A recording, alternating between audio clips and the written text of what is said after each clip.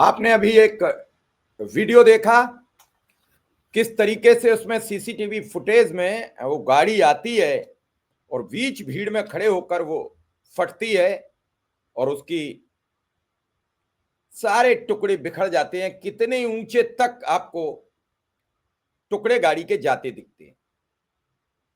अब इस विस्फोट में अब तक 13 घरों के चिराग बुझ गए हैं। कई भाजपा समर्थित पत्रकार ये सफाई देते नजर आए कि ये विस्फोट तैयार नहीं हो पाया, उससे पहले विस्फोट हो गया, पूरी तरीके से तैयार नहीं था। सोचिए अगर ये बड़ा होता तो कितना होता। तो क्या सरकार मूक दर्शक बनकर बैठी हुई है कि देखते रहेंगे? छोटा भी हो जाएगा, बड़ा भी हो जाएगा। कई अयोध्या में बता रहे हैं, कई अपनी तरीके से प्रस्तुत कर रहे हैं, कई अपने तरीके से प्रस्तुत कर रहे हैं, लेकिन देश के 13 नागरिक इसमें अब तक अपनी जान गंवा बैठे हैं। उस मां से पूछिए जो अपने बच्चे का शव लेकर गई है, उस बाप से पूछिए जिसने अपने बच्चे के शव को कांधा दिया है, उस परिवार से पूछिए जिसको कमाने वाला वो एक बच्चा था, वो इस हादसे की भेंट चढ़ गया। पूछिए बहराइच के उस परिवार से जिसका बेटा दिनेश यहां काम करने आया था, और इसके बावजूद तरह तरह के लॉजिक, तरह तरह की बातें लगातार जारी हैं। और उन बातों पर हम क्या कहें, कुछ भी शब्द नहीं बचते। 13 लोगों की अब तक जान जा चुकी है, 30 घायल हैं। देश पूछ रहा है कि इतनी बड़ी सुरक्षा में चूक कैसी। तस्वीरें आप देखिए, ये वो दिल्ली का लाल किला, ये वो पूरा स्थल जहां ये पूरा हादसा हुआ।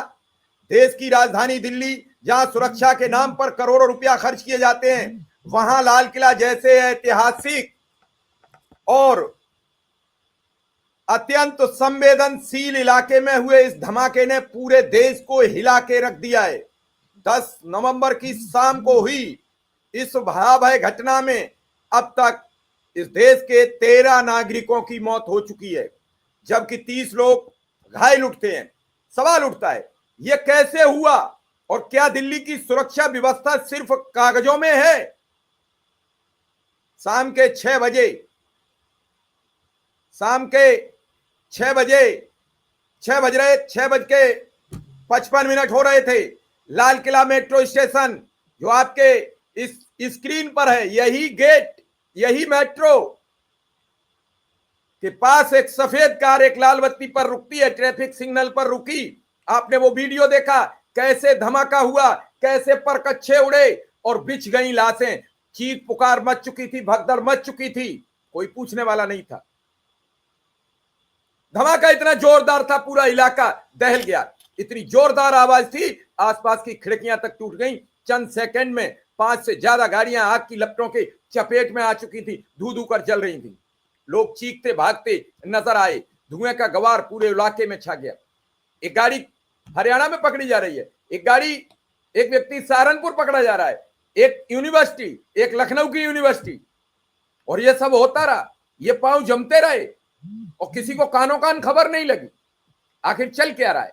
यह गाड़ी कई जगह देखी गई, मेरी पीछे यह गाड़ी है, यह कई जगह देखी गई, लेकिन इसको क्या देखने के बाद कोई कुछ रोक पाया? ये वो जो तस्वीर है, ये बदरपुर बॉर्डर से पहले गाड़ी घुसती है, तुर्कमान मस्जिद पर जाकर यह व्यक्ति पहुंचता है और सब कुछ करता रहता है। और क्या होता है, सड़क पर तो लाशें बिछ जाती हैं, कितने घरों के चिराग बुझ जाते हैं। मिलता क्या है? पहले पहले 8 लोगों की मौत की खबर आई थी, धीरे धीरे संख्या 13 हो गई। इनमें मरने वाले में महिलाएं, बच्चे सब कुछ शामिल है।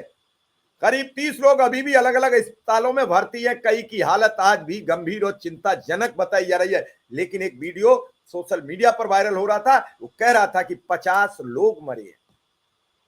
दिल्ली पुलिस ने पूरा इलाका सील कर दिया है। आपको हमने वो सील की हुई तस्वीरें भी दिखाई, और फिर आपके समक्ष ये स्क्रीन पर है कि वो पूरा इलाका सील है, और सील के बावजूद वहां जाना आना बंद है। कोई जा नहीं सकता। ये पूरा आपके मेरे तस्वीर के पीछे, मेरे पीछे ये पूरा का पूरा इलाका दिल्ली पुलिस ने सीज कर दिया है। एफआईआर दर्ज हो गई है। UAPA unlawful activities prevention act और एक्सप्लोसिव एक्ट के तहत सरकार ने इस घटना को संभावित नहीं, अब तो आतंकी साजिश करार दे दिया है। अब तो कैबिनेट में ये पास कर दिया कि दिल्ली में ये घटना आतंकी साजिश थी। उसी समय बीजेपी समर्थक कई बड़े पत्रकार मैदान में आए और कूदे, बोले ये परिपक्व नहीं था। बड़ा सोचिए, अगर परिपक्व होता जमीन में गड्ढे हो जाते, फला हो जाता। भैया ये 13 मर गए, अभी कई की हालत गंभीर है, और कितना बड़ा हादसा चाहते हो। लेकिन अब धीरे धीरे इस घटना को 72 घंटे से ज्यादा बीत चुके हैं और अभी तक कोई ठोस सबूत या गिरफ्तारी सामने नहीं आई है। इस दौरान कई लोगों की गिरफ्तारी हुई है, कई गिरफ्तार किए गए हैं। सुरक्षा व्यवस्था पर अब सवाल उठ रहा है। पूरा देश पूछ रहा है कि राजधानी के सबसे सुरक्षित जोन में बम कैसे पहुंचा, कार की चेकिंग क्यों नहीं हुई, जबकि उससे पहले कई किलोग्राम ज्वलनशील पदार्थ रहा, विस्फोटक पदार्थ रहा। वो बगल के राज्य हरियाणा के फरीदाबाद, जो दिल्ली की सीमा से लगता है, उसी बदरपुर सीमा से गाड़ी घुसती है। वहां मिलने के बाद पूरे दिल्ली एनसीआर इलाके में सघन चेकिंग प्रणाली क्यों नहीं चली। सीसीटीवी फुटेज धीरे धीरे आ रहे हैं, अभी सामने क्यों नहीं आ रहे। खुफिया एजेंसियां क्या कर रही थी। अगर लाल किला जैसे स्थान पर भी ये सब कुछ हो सकता है, तो फिर क्या आम नागरिक कहीं भी सुरक्षित नहीं है। दिल्ली की मुख्यमंत्री रेखा गुप्ता ने मृतकों के परिवारों को 10 लाख मुआवजे की घोषणा की, कहा कि दोषियों को छोड़ा नहीं जाएगा। गृह मंत्रालय ने जांच रिपोर्ट 48 घंटे में मांगी थी, लेकिन अभी तक कोई ठोस जवाब नहीं आया है। विपक्ष ने सवाल उठाया कि सरकार सिर्फ बयानबाजी करती रहेगी या कुछ करके भी दिखाएगी। और जब पहलगाम का हादसा हुआ, उस समय सरकार ने कहा कि अब आइंदा कोई घटना करेगी तो मैं तत्काल इधर घटना घटी और उधर हम हमला बोल देंगे। लेकिन अब तक वो ऑपरेशन सिंदूर 2 चालू क्यों नहीं हुआ, लागू क्यों नहीं हुआ। चशमदीद ने बताया, हम सिग्नल पर खड़े थे, अचानक जोर की आवाज आई, सब कुछ जल गया। एक चशमदीद ने कहा। एक पीड़ित परिवार की मां ने रोते हुए कहा, मेरे बेटे की मौके पर मौत हो गई थी, किसी ने नहीं बताया क्या हुआ। सुरक्षा में बड़ी चूक हुई है। इतने संवेदनशील इलाके में वाहन की सही जांच क्यों नहीं हुई। अस्पताल प्रबंधन में अव्यवस्था, कई घायल घंटों तक इलाज का इंतजार करते रहे। अगर राजधानी में भी यह सब चलेगा तो फिर कहां सुरक्षित बचेंगे, कहां सुविधाएं मुहैया होंगी।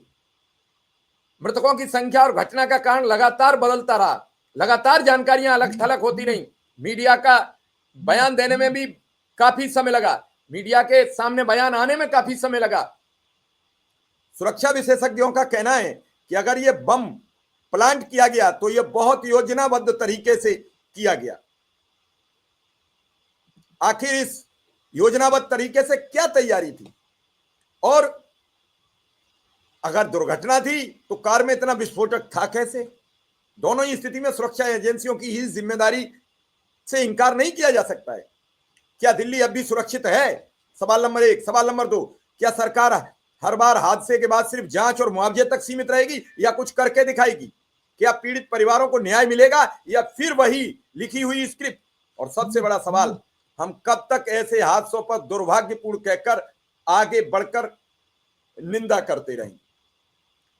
ये सिर्फ विस्फोट नहीं है, ये भारत की सुरक्षा व्यवस्था पर सवाल उठाता एक बड़ा प्रश्न है। यह सुरक्षा प्रणाली की एक असफलता है। 13 जाने गई हैं, 30 जिंदगियां अब भी मौत से जूझ रही हैं। सरकार के बयान नहीं, जवाब चाहिए। दिल्ली पूछ रही है कि लाल किला के साए में बम कैसे फटा और इसकी किसकी जवाबदेही है। जवाब मांग रहा है भारत का पूरा जनमानस। और जब तक यह जवाब नहीं मिलता है तब तक यह सवाल हर दिल्ली वासी के दिल में गूंजता रहेगा, क्या हम वाकई सुरक्षित हैं।